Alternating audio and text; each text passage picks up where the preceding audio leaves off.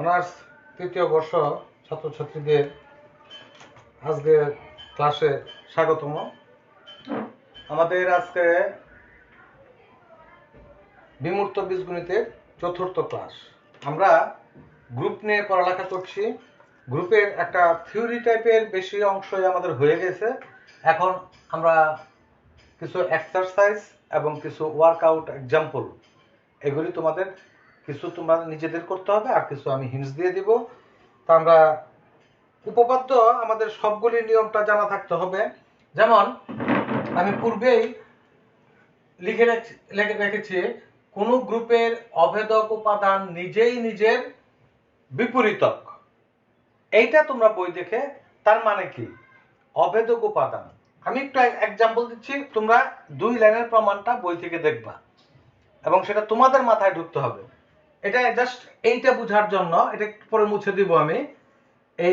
এই উপপাদ্যটা আজকের ক্লাসের জন্য এটা 1 নাম্বার উপপাদ্য, এটা 2 নাম্বার উপপাদ্য, কিন্তু টোটাল উপপাদ্যের সিরিয়াল কিন্তু অন্যটা হবে। এই কোন গ্রুপের সে এই একটা গ্রুপ 1 ওমেগা ওমেগা স্কয়ার, এটা একটা গ্রুপ। তার একক উপাদান কোনটা? অভেদক এবং একক আমরা আগেই বলেছি একই জিনিস। একক উপাদান হচ্ছে এইটা। এর বিপরীত উপাদান, বিপরীত উপাদান আমরা কিভাবে বের করি? বিপরীত উপাদান বের করি এ এর বিপরীত উপাদান। বিপরীত উপাদান সংক্ষেপে হলো উপাদান 1/a, বা আমরা বলি a ইনভার্স। তাহলে এই 1 হচ্ছে একক উপাদান, তার বিপরীত উপাদান হবে আমাদের 1/1 = 1। এই হলো ব্যাপারটা, যে কোনো গ্রুপের এটা কি গুণ প্রক্রিয়া। আমরা যদি যোগ প্রক্রিয়া তোমাদের বোঝাইতে চাই, যোগ প্রক্রিয়ার উদাহরণটা আমি এখন দিব না, উদাহরণটা তোমাদের জন্য একটু হবে। যোগ প্রক্রিয়া মূলত তোমার এই ঘটনাটা থাকবে, একটা 0 থাকবে, এটা হলো একক উপাদান।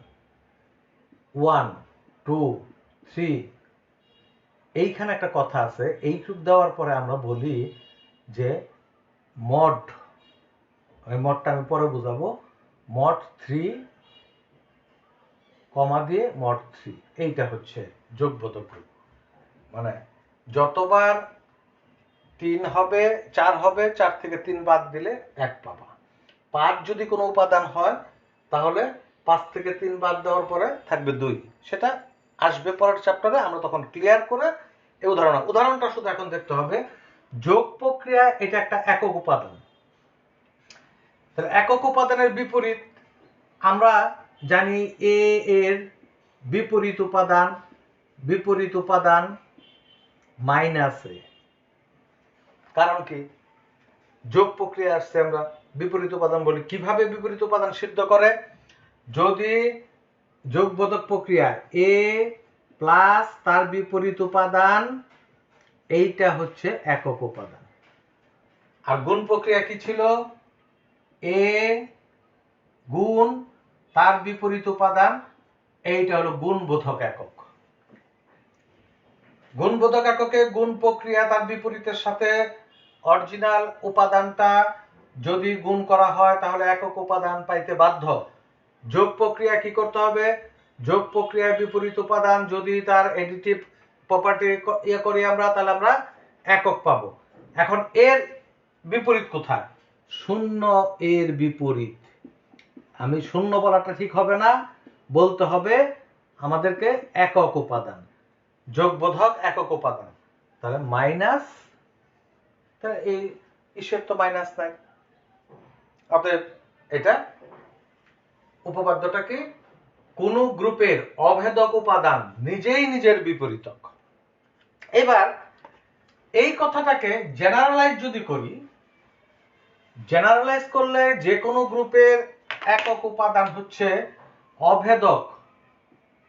অভেদক ই।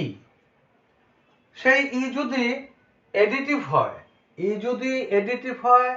এডিটিভ হলে ই ইকুয়াল টু 0, আর মাল্টিপ্লিকেটিভ হলে ই ইকুয়াল টু 1।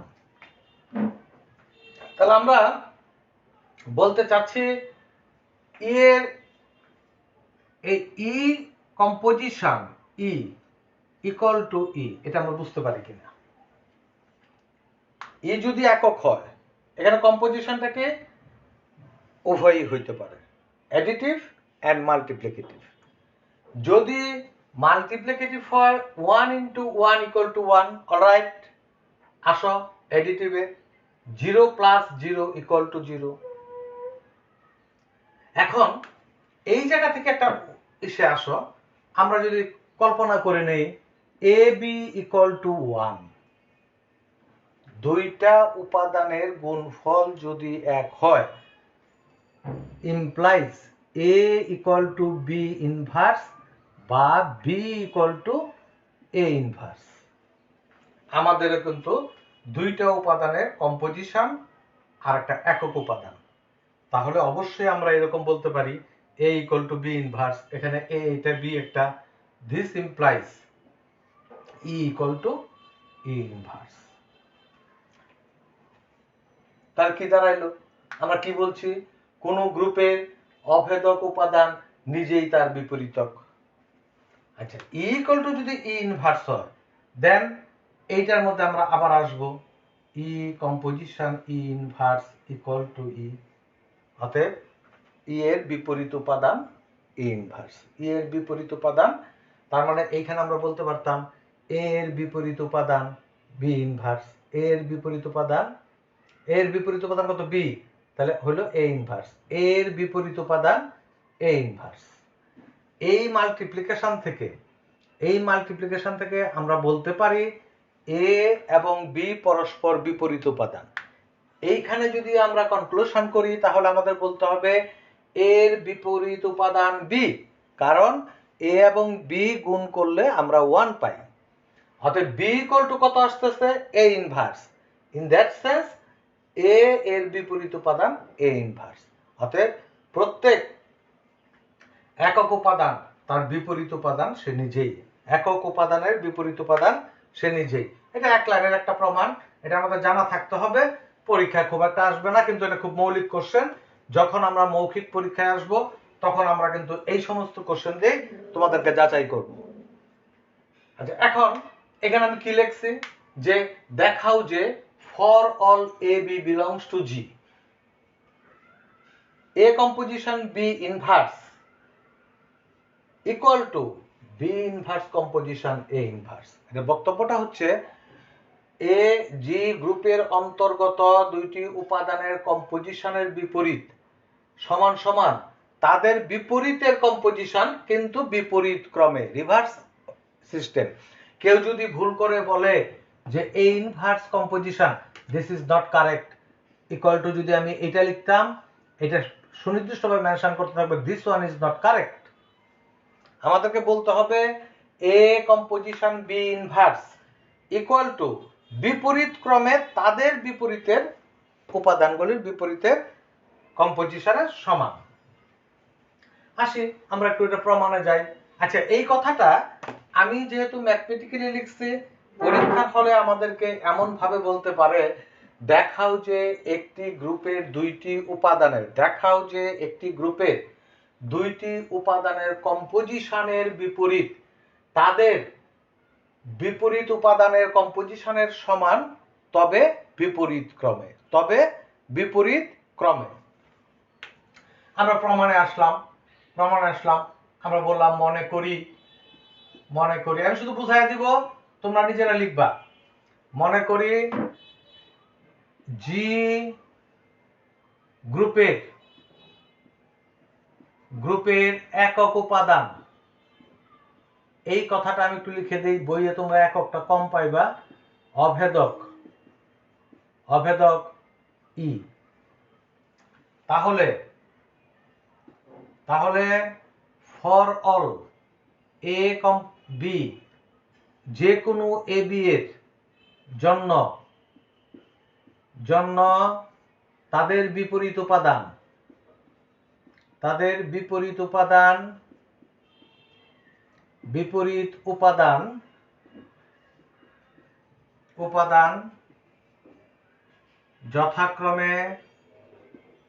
যথাক্রমে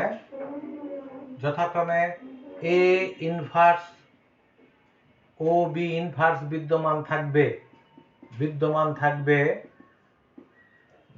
থাকবে শোনো, এগুলি মুখস্থ করতে হবে এমন কোনো নেসেসারি নেই।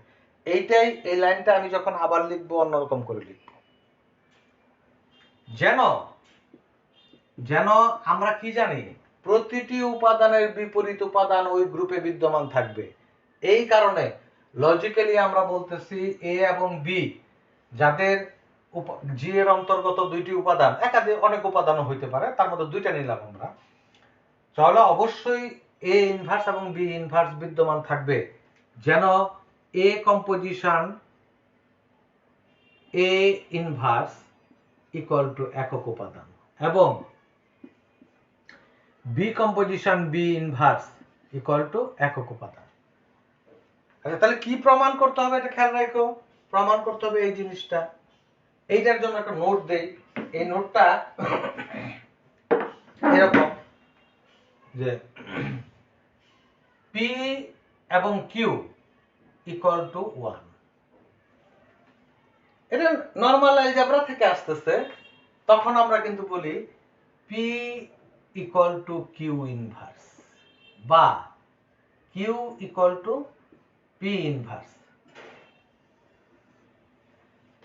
এই আলোকে আমাদেরকে দেখাইতে বলছে P inverse equal to Q. আমরা যদি এইভাবে চিন্তা করি, এটাকে বললাম পি ইনভার্স, এটা ইকুয়াল টু কিউ, তাহলে আমরা এরকম যদি দেখাই, ওই উপরের থেকে নিয়ে এই ভিতরটা হলো পি, আমরা যদি বলি a composition B, composition B inverse composition A inverse, এটা পি এটা কিউ, ধরে নিলাম দিস ইজ ইকুয়াল টু একক উপাদান। এইভাবে করে যদি আমরা প্রমাণ করতে পারি, তাহলে আমরা বলতে পারি p equal to Q inverse, অথবা এইটা হলো আমাদের কিউ, এটা হলো আমাদের পি। তাহলে this implies Q equal to P inverse বা A composition B, this equal to Q এর মান কত, বি ইনভার্স কম্পোজিশন এ ইনভার্স। এটা হলো লজিকটা আবার বলি, যদি পি কিউ নরমাল অ্যালজেব্রা, তারপর আসবো আমরা বিমূর্ত বীজগণিতে অথবা abstract algebra, P Q equal to 1, তাহলে P is equal to Q inverse, অথবা Q is equal to P inverse, বা ঘোরায় বললে P inverse equal to Q. আমাদের এটা যদি প্রমাণ করতে হয়, তাহলে আমরা একটাকে পি মনে করব আর একটাকে কিউ মনে করব। এই প্রমাণটা এক সময় এই জায়গায় আমরা পৌঁছানোর পর আমরা কনক্লুশন টানবো। এখানে কিউ বলছি, এই যে এই কারণে কিউ বলছি, এত কিউ এর মান বসাইছি, এটা কিন্তু আমাদের বোঝানোর জন্য। বোঝানোটা তোমাদের নোটে থাকুক, আমি বোঝানোর অংশটা রেখে দিলাম। এখন আমি প্রমাণে যাব। এটাও তো আমাদের হয়ে গেছে। আমার জায়গার প্রয়োজনে আমি এটাও সরাই দিলাম। আমরা বললাম কতটুকু লিখছি, আমরা মনে করি জি গ্রুপের অভেদক উপাদান। অভেদক লিখলে আর উপাদান লিখতে হয় না, একক লিখলে উপাদান লিখতে হয় ই। তাহলে for all A B belongs to G এর জন্য তাদের বিপরীত উপাদান যথাক্রমে এ ইনভার্স ও বি ইনভার্স বিদ্যমান থাকবে, যেন এ composition A inverse equal to E এবং B composition B inverse equal to E. আচ্ছা, এটার পরে আমি লিখতেছি এখন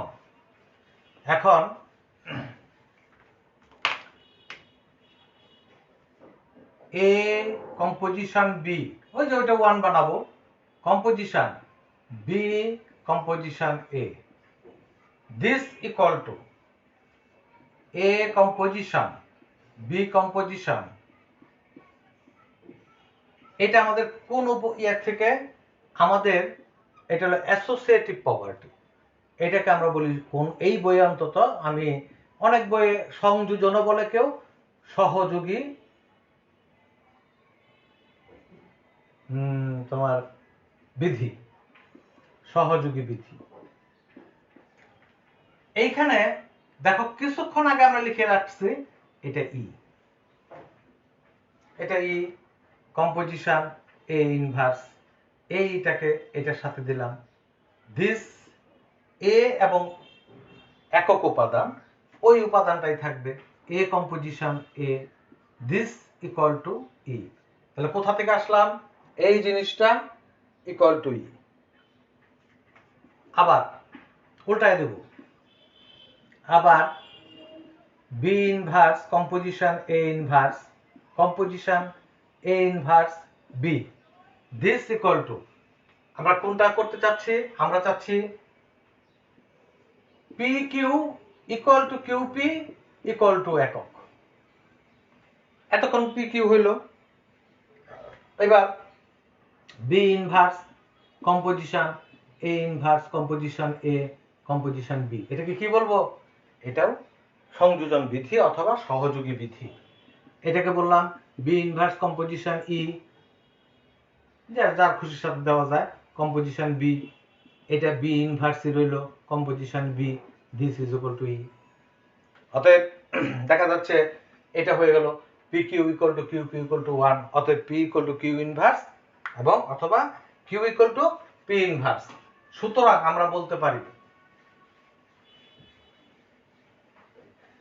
নাম্বার দিলে 1 2 বলতাম, তার বললাম না, যেহেতু A composition B composition B inverse composition A inverse, this is equal to B inverse composition A inverse composition A composition B, this is equal to একক উপাদান। সুতরাং আমরা বলতে পারি P inverse equal to Q inverse Q, P inverse equal to Q প্রমাণিত অথবা দেখানো হইল। এটা মোটামুটি নাম্বারটা একটু কম থাকবে, সময়টা তোমাদের মনে হবে অনেক, একবার দুইবার বুঝলে তোমাদের লিখতে লাগবে 3 থেকে 4 মিনিট, 3 নাম্বার পাইবা এবং আসে, যথেষ্টই আসে এটা। তাহলে আজকের জন্য থিওরেম 1 এবং 2 দুইটা হইল আমাদের। এরপর আমাদের কালকে 10টা আবার ক্লাস হবে, কালকে 10টা আশা করি এই কোর্সটা শেষ করে দিতে পারবো। এইটা, এই যে উপপাদ্যটা পড়াইলাম, এর জন্য কিছু নোট হচ্ছে, যদি গুণ প্রক্রিয়ায়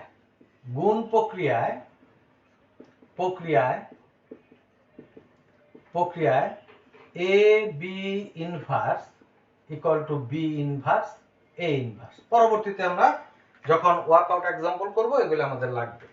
এটা গেল। আর যোগ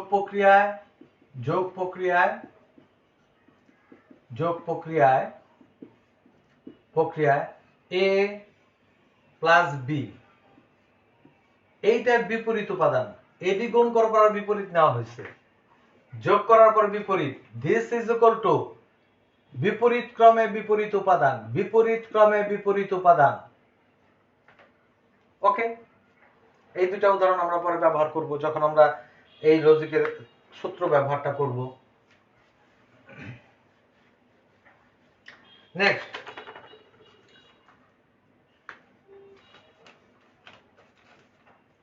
একটা ওয়ার্কআউট এক্সাম্পল এক্সারসাইজে বলতে পারো, বাস্তব সংখ্যার সেট আর, বাস্তব সংখ্যার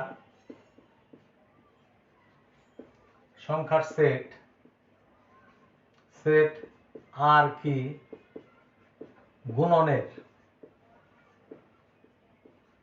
গুণনের সাপেক্ষে একটি গ্রুপ গঠন করে। খুব ইন্টারেস্টিং কোশ্চেন। একটি গ্রুপ গঠন করে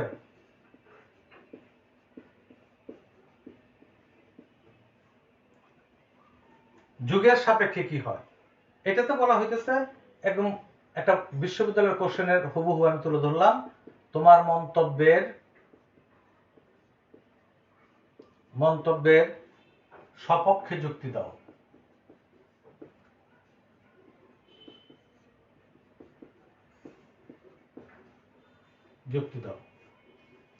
যোগের সাপেক্ষে কি হয়?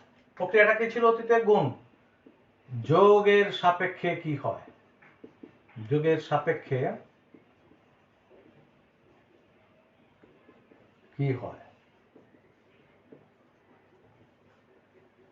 আচ্ছা, এখন গ্রুপ প্রমাণ করতে গেলে আমাদের কয়টা কি করতে হয়? গ্রুপ প্রমাণ করতে গেলে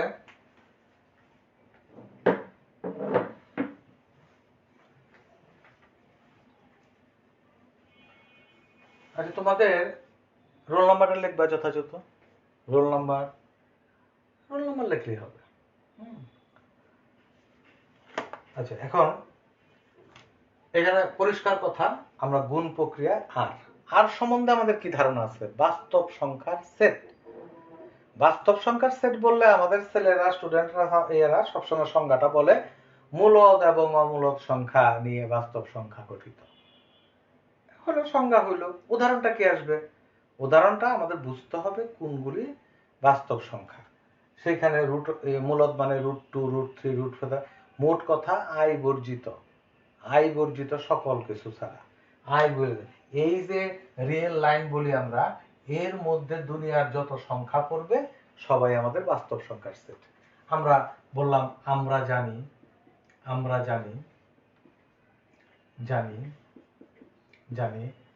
বাস্তব সংখ্যার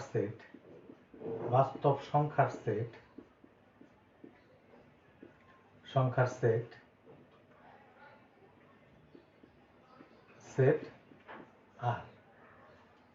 আর ইকুয়াল টু মাইনাস অসীম থেকে প্লাস অসীম।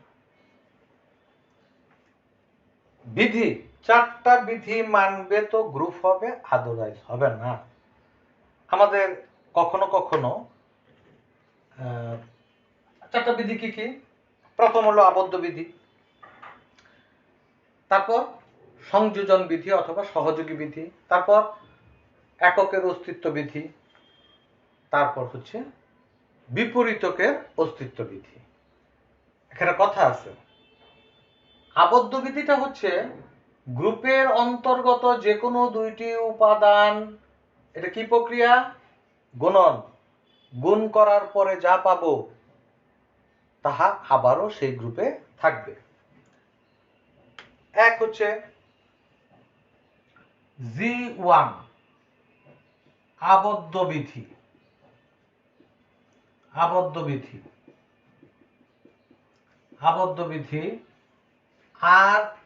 আর মানে বাস্তব সংখ্যার সেট, এর অন্তর্গত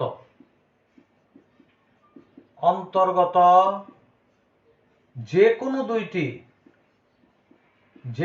দুইটি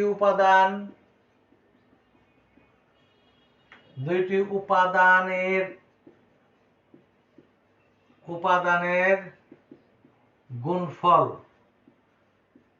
গুণফল আবার আরে বিদ্যমান।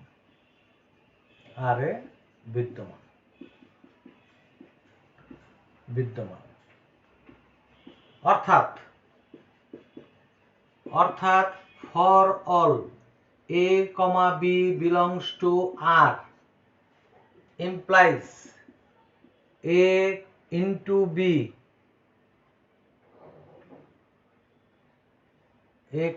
belongs to R, এর মানে হলো সে আবদ্ধ বিধি মানে।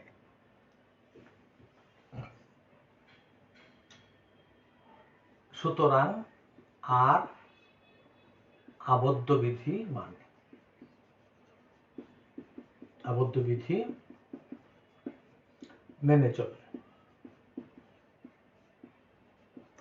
সাধারণত আবদ্ধ বিধিকে আমরা আবার বাইনারিও বলি, যে এটাকে অনেকে বলা হয় যে দ্বিমিক।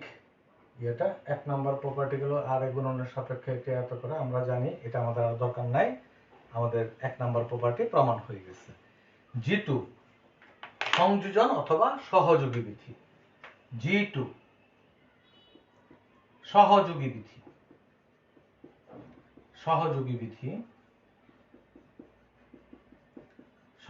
বিধি for all A, B, C belongs to R, আর এর অন্তর্গত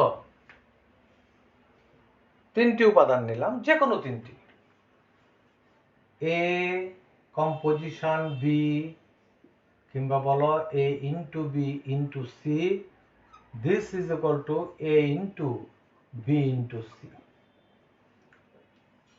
তার মানে আর এই বিধি মানে। G3 গুণের একক উপাদান কি? 1 belongs to R। তার মানে এককের অস্তিত্ব বিধি মেনে চলে,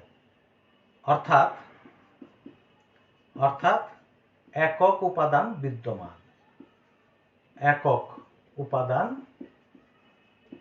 উপাদান বিদ্যমান। এটা সম্বন্ধে একটা কথা আছে, এটা যদি 4 নাম্বারের জন্য কোশ্চেনটা থাকে আমাদেরকে G1 G2 G3 প্রমাণ করে আসতে হবে।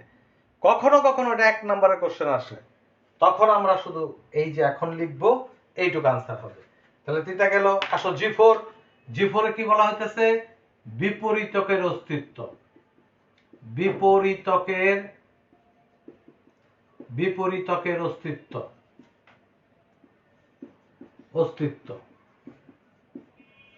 অস্তিত্ব।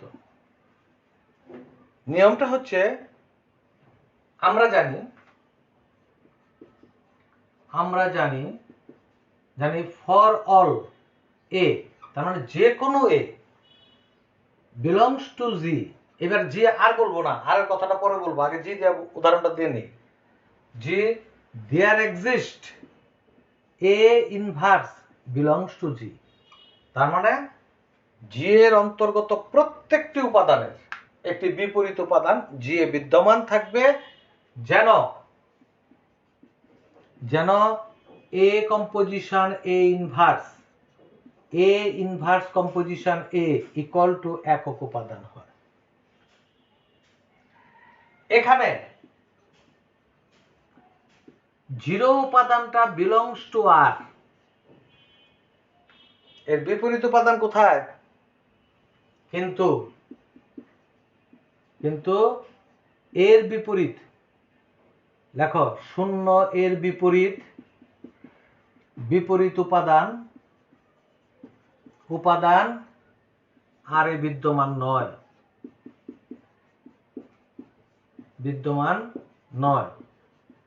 তার মানে বিপরীতের অস্তিত্ব বিধি সে মানে না। অতএব গুণ প্রক্রিয়া, এইগুলো হলো আমার ওই যে তোমার মন্তব্যের সপক্ষে যুক্তি দাও। তার মানে আর গুণ প্রক্রিয়া গ্রুপ নয়, যেহেতু বিপরীতকের অস্তিত্ব বিধি আর মেনে চলে না। বিপরীতকের অস্তিত্ব বিধি আর মেনে চলে না।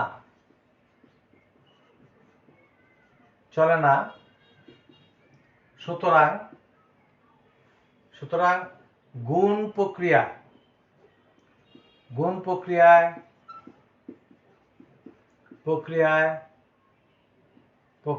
আর গ্রুপ নয়।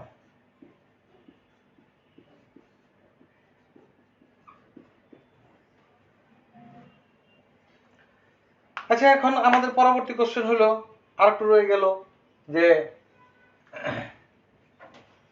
যোগের সাপেক্ষে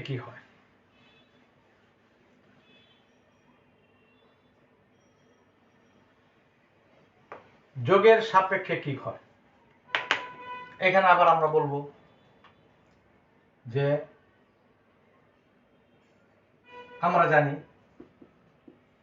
জানি আর প্লাস অসীম থেকে মাইনাস অসীম থেকে প্লাস অসীম।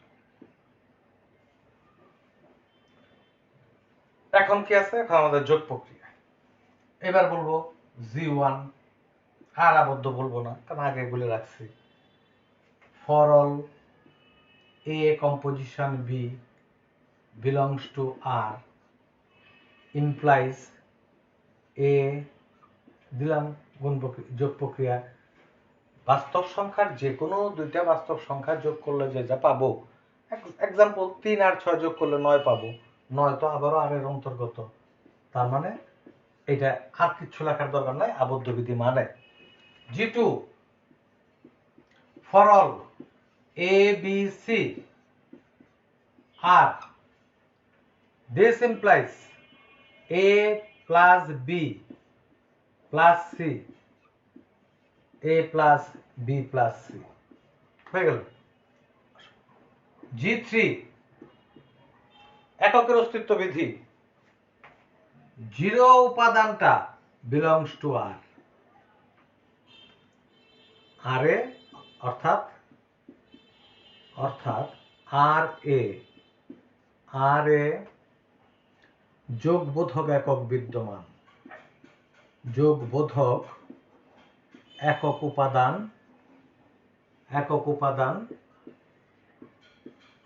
বিদ্যমান।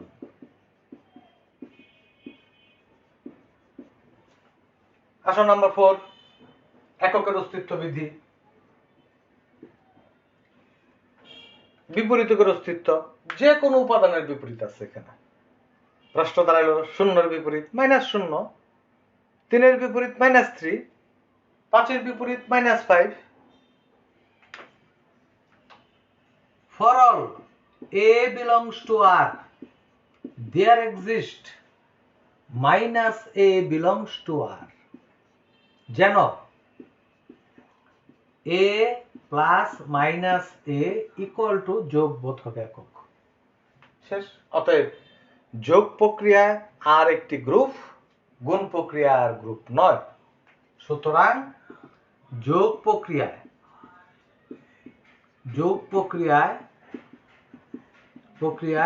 আর গ্রুপ।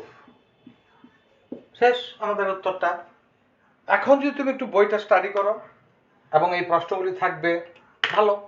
যদি এখানে কোনো সমস্যা থাকে আমাকে দিয়ে রাখবা ইনবক্সে, আমি এগুলো দেখাবো। আমরা আজকে আর অগ্রসর হচ্ছি না, এটার পরে আগামী ক্লাসে আমি আরো কিছু এক্সাম্পল দেখাবো, দেখিয়ে আমি এই চ্যাপ্টার থেকে আমরা শেষ করব আশা করছি। গ্রুপে মোটামুটি অনেকগুলি ক্লাস হইলো, আজকে 4র্থ ক্লাস চলে গেল, আগামী দিন 5ম ক্লাস। আমি যদি অফলাইনে ক্লাস হইতো আমি 3 ক্লাসে এটা শেষ করতাম, শুধু তোমাদের সুবিধার জন্য, যাতে তোমরা একটু বিস্তারিতভাবে দেখতে পারো, আমি সেই জন্য করলাম। তাহলে সবাইকে আজকের মতো ধন্যবাদ।